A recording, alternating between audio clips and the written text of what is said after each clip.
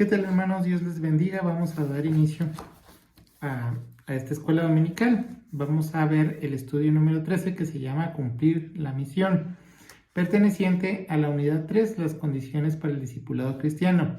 Este viene a ser o viene a formar parte la última lección de este trimestre, la cual, hermanos, pues vamos a concluir para dar inicio a otra serie de lecciones que vamos a estar estudiando. El texto para memorizar y aplicar a la vida se encuentra en Mateo 28:20. Dice, enseñándoles que guarden todas las cosas que yo os he mandado, y aquí yo estoy con vosotros todos los días hasta el fin del mundo. Y el texto básico donde vamos a tener nuestra lección se encuentra en Mateo 28 del 11 al 20. Y aquí, hermanos, la lección nos refiere o nos dice acerca pues de el propósito que tiene la vida humana. Y el propósito pues nos dice que nosotros podemos alcanzar la plenitud cuando conocemos este propósito o vivimos con este propósito y cuando se tienen las metas claras y definidas. Como lo dice nuestro Señor Jesucristo en Juan 18:37b, yo para esto he nacido y para esto he venido al mundo, para dar testimonio a la verdad. Y vemos aquí, hermanos, pues que este propósito se puede cumplir si nosotros pues lo hacemos o lo hemos llevado a cabo o lo hemos estudiado en estas lecciones con un enfoque al discipulado cristiano.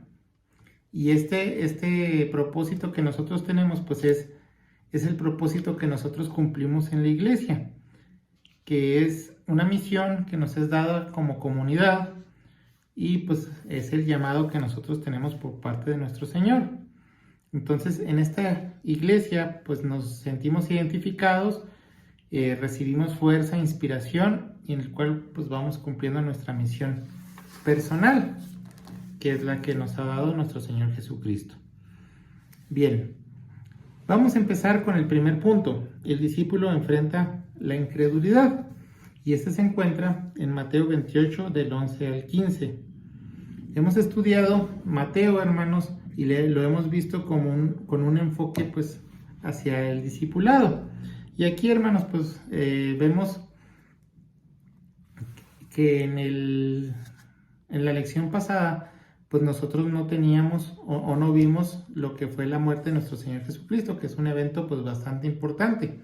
Pero sí vamos a ver la parte de la resurrección, que es otro evento pues más importante todavía que la muerte de nuestro Señor Jesucristo, porque pues sin resurrección no hubiese habido pues vida eterna. ¿Por qué? Porque pues nuestro Señor Jesucristo demostró el poder sobre la muerte. Versículo 11 dice, mientras ellas iban, he aquí uno de la guardia fueron a la ciudad y dieron aviso a los principales sacerdotes de todas las cosas que habían acontecido. Las mujeres, hermanos, que van con nuestro Señor Jesucristo, que iban a cambiarle las vendas, a perfumarlo, de acuerdo a todos los rituales post-mortem de lo que se hacía, de acuerdo a las tradiciones judaicas, pues vemos aquí cómo estas mujeres pues empiezan a dar voces de que el Señor pues no estaba muerto, que había resucitado. Y se hace una algarabía, hermanos, sobre todo pues porque dieron aviso a los principales sacerdotes de lo que estaba pasando, de estas cosas pues que habían acontecido. Y pues vemos que dice, los soldados informaron el asunto a los principales sacerdotes, además a los principales sacerdotes y fariseos, dice, habían ido a Pilato para asegurarse de que la tumba quedara custodiada. Es decir, que como Jesús ya había anunciado la resurrección, pues querían de alguna manera evitar que se corriera la voz o ellos pues realmente no creían en la resurrección. Simple y sencillamente lo que estaban haciendo era pues desvirtuarla y pues en cierta forma pues hicieron que el gobernador romano pues pusiera guardias ahí y pusiera un sello a la tumba. Sin embargo, hermanos, pues sabemos que se rompe el sello, se abre la tumba desde dentro y sale nuestro Señor Jesucristo. Entonces aquí, hermanos, vemos en el versículo 12, dice, y reunidos con los ancianos y habiendo consejo, dieron mucho dinero a los soldados. Este consejo de ancianos, hermanos, pues conocido como el Sanedrín, pues era una parte importante, o era la parte que gobernaba, vamos a decirlo así, en términos religiosos, al pueblo judío. Vemos aquí cómo este concilio de ancianos pues decide sobornar a los soldados, y en el versículo 13 nos dice, decid vosotros, sus discípulos vinieron de noche y lo hurtaron estando nosotros dormidos. Un punto bastante importante, hermanos, aquí. Una situación bastante importante. Les estaban diciendo a los soldados romanos que dijeran una mentira por la cual pues su vida estaría en peligro. ¿Por qué? Porque al soldado romano que no cumpliese su labor o huyera de su labor, en este caso pues la custodia de la tumba, pues la pena era la pena de muerte. Entonces aquí, hermanos, pues estas personas pues sobornan al soldado, y dice el versículo 14, y si esto lo oyere el gobernador, nosotros le persuadiremos y os pondremos a salvo. Como les comentaba, pues era una situación de muerte para los soldados. Recordemos o vayamos al capítulo 16 de Hechos, cuando Pablo está preso, que empieza a orar y a cantar y que tiembla la tierra y se abren las cadenas. ¿Qué pasa con el celador? El celador lo primero que va a hacer es quitarse la vida. ¿Por qué? Pues porque iba a ser peor lo que le iban a hacer. Sin embargo, pues recordemos que Pablo pues, lo detiene y le dice que no se quite la vida, y ya vemos pues la demás parte de la historia que nos cuenta las escrituras. Versículo 15 dice, y ellos tomando el dinero hicieron como les había instruido. Este dicho se había divulgado entre los judíos hasta hoy. ¿Qué pasaba? Pues este hecho conmocionó a los principales sacerdotes, a los fariseos, y pues ¿qué hicieron? Tratar pues de no extender la fama de Jesús, porque pues imagínense toda la algarabía que hubo al mostrar a nuestro Señor Jesucristo resucitado. Y pues vemos aquí cómo nuestro Señor Jesucristo pues no solamente duró 1 o 2 días, sino duró 40 días después de resucitar. Y pues lo vemos aquí en el libro de Mateo. El punto número 2, hermanos, de este estudio nos dice que el discípulo se enfrenta a la tarea. Mateo 28, del 16 al 20. Dice el versículo 16, pero los 11 discípulos se fueron a Galilea, al monte donde Jesús les había ordenado. Recordemos, hermanos, los discípulos se quedan en Jerusalén o en las cercanías de Jerusalén, siendo que nuestro Señor Jesucristo ya les había advertido que Él iba a morir, que Él iba a resucitar al tercer día, y que se tenía que ver con ellos, o que ellos más bien se tenían que reunir con Él en Galilea. Sin embargo, pues ellos no obedecen. Recordemos que suceden bastantes cosas en las cuales pues Jesús confronta a Pedro, pasa el milagro de las redes, donde pues le pide que eche las redes y sacan bastantes peces, hasta que pues les dice que se reúnan en Galilea, y así lo hacen después de no haber cumplido con esta petición. Llegan a Galilea dice el versículo 17, y cuando le vieron, le adoraron, pero algunos dudaban. Dice, si se trata, como hemos comentado, de 500 hermanos, quedan eximidos los apóstoles de la estima. De la duda, pues los que dudaron pudieron ser del grueso de los discípulos y no precisamente algunos apóstoles. Dice, le adoraron. En un medio judío pudiera indicar que lo reconocían como Dios, ya que difícilmente adorarían a un mero hombre aunque éste hubiese resucitado. Recordemos que también hubo otro hombre que resucitó, que viene siendo Lázaro, pero pues Jesús resucitó de su propio poder. Entonces aquí vemos, hermanos, que los discípulos o el círculo personal de Jesús, los 11, pues ellos no fueron los que dudaban. Recordemos que ya pasó la etapa de Tomás, y vemos aquí que ya el momento de pasar esta etapa, pues no está diciendo que Tomás también ahí estaba dudando, sino más bien recordemos que él llegaron los apóstoles, y no solamente eso, sino bastantes personas que todavía seguían a nuestro Señor Jesucristo, que oyeron los rumores de que estaba vivo y pues llegaron al monte donde se le citó. Y en el versículo 18 nos dice, y Jesús se acercó y les habló diciendo, toda potestad me es dada en el cielo y en la tierra.